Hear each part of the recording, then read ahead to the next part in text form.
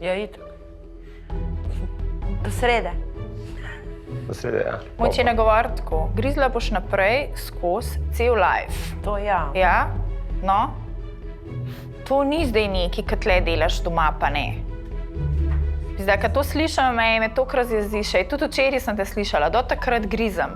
Če ki grizla boš še doma naprej in boš grizla skozi. Imej to v glavi. To je mentaliteta.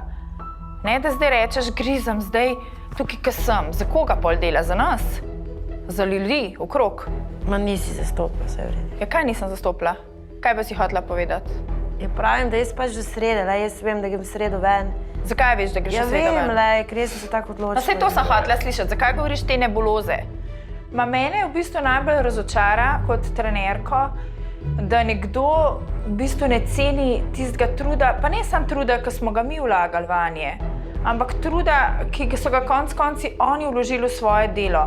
In ne vem, zdaj, kada bi ti bilo vseeno, pač ne ceniš tega, ne ceniš potem niti sebe.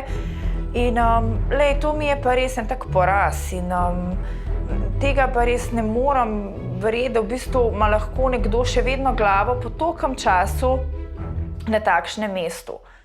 Kaj greš ven? Pa pit pa že zdajle ven, pa ne rabiš trenirati. Kaj greš ven? A ti mene zabavaš zdajle, resno ti povem. Ven greš, zakaj smo se borili, zakaj si se borila? Zakaj z vami, ej?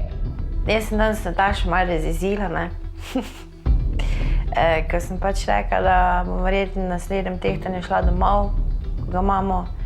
Samo da jaz dejansko vse tako čutim, ne. Pa resno mislim, ej. Kje fajt, ej? Tok daleč si prišla, a si naredila ful dobre rezultate. Tudi ta zadnji teden je bil okej. Hujšala si. Da ne slišam več tega. Mal premisli pa v glavi si spremenil.